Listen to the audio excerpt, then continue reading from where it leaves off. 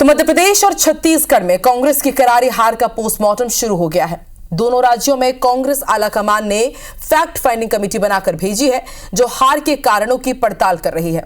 मध्य प्रदेश के भोपाल और छत्तीसगढ़ के कांकेर में हार के कारणों पर मंथन हुआ है। कांग्रेस जहां इसे लेकर गंभीर है, वहीं बीजेपी इस पर चुटकी ले रही है। कांग्रेस में हार के मंथन पर देखिए रिपोर्ट।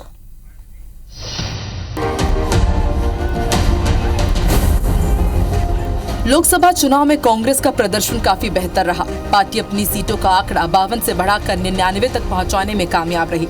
लेकिन जब बात मध्य प्रदेश और छत्तीसगढ़ में पार्टी के प्रदर्शन की आती है, तो हर किसी के मन में ये सवाल उठता है कि देश के बाकी राज्यों में जहां पार्टी को फायदा हुआ, तो मध्य प्रदेश और छत्तीसगढ़ में आखिर कमी कहां रह गई।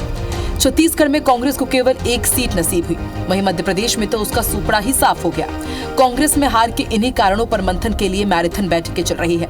राजधानी भोपाल में हुई पार्टी की फैक्ट फाइंडिंग कमेटी ने हार के कारणों की समीक्षा की। पूर्व केंद्रीय मंत्री अरुण यादव, पूर्व मंत्री सज्जन सिंह वर्मा, पीसीसी चीफ जीतू पटवारी और कांग्रेस नेता लखन घनघोरिया शामिल हुए। कांग्रेस की इन बैठकों के अगर सार की बात करें, तो हार की कई वजह गिनाई गई, जिसके मुताबिक बीजेपी ने धन बल और बाहुबल के जरिए चुनाव जीता। वहीं कमलनाथ के दौरे दूसरे लोकसभा क्षेत्रों में नहीं हुए। जीतू पटवारी ने बतौर पीसीसी चीफ जमकर मनमानी की। कांग्रेस से आर्थिक सहयोग प्रत्याशियों को नहीं मिला। राहुल और प्रियंका गांधी के दौरे कम हुए। संगठन बूथ लेवल तक कमजोर रहा और चुनाव प्रबंधन भी ठीक से नहीं हुआ। प्रभारी जितेंद्र सिंह ने टिकट दिलाने में मनमानी की। लोकसभा चुनाव में दौरे तक नहीं किए। कारण आया वो बताना भी चाहिए। और जब तो मैंने कल भी कहा था कि डायग्नोस नहीं होगी बीमारी तो दूर कैसे होगी।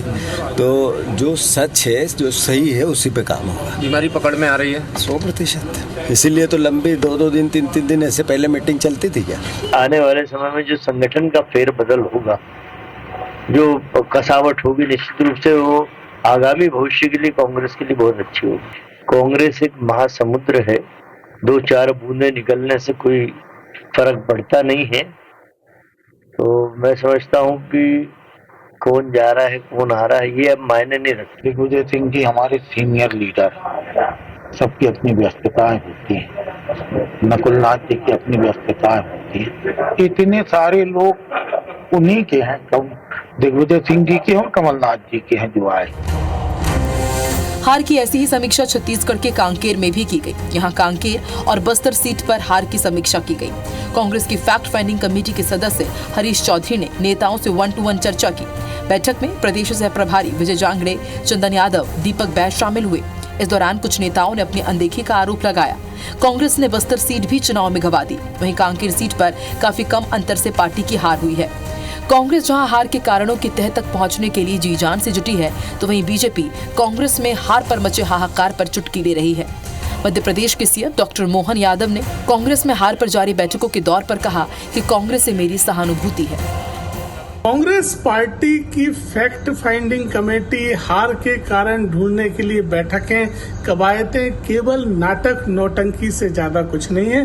कांग्रेस के नेता जमीनी सच्चाई स्वीकार करने के लिए तैयार नहीं है। जनता द्वारा नकारे हुए नेता ईवीएम प्रशासन पर ठीकरा फोड़ने की कोशिश कर रहे हैं, जबकि देश भर में राहुल गांधी स्वयं ईवीएम को सही ठहरा रहे हैं। कांग्रेस को उनकी अपनी समीक्षा जरूर करना चाहिए। कांग्रेस जिस ढंग से हारी है, मेरी सहानुभूति कांग्रेस के साथ है। वो अभी विचार करें कि आप 230 विधानसभा में से 207 विधानसभा हारे, तो कुल 23 ही विधानसभा बची है जहां वो टिके। तो अब इससे बढ़कर के और स्थिति क्या होगी।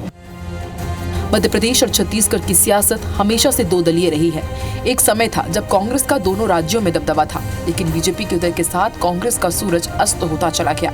कांग्रेस दोनों राज्यों में एक बड़ी ताकत जरूर है, लेकिन आपसी गुटबाजी को परे रखकर इस ताकत को संगठित किए बिना कांग्रेस नेताओं के लिए किसी चमत्कार की उम्मीद करना बेमानी है। Bureau report, IBC 24।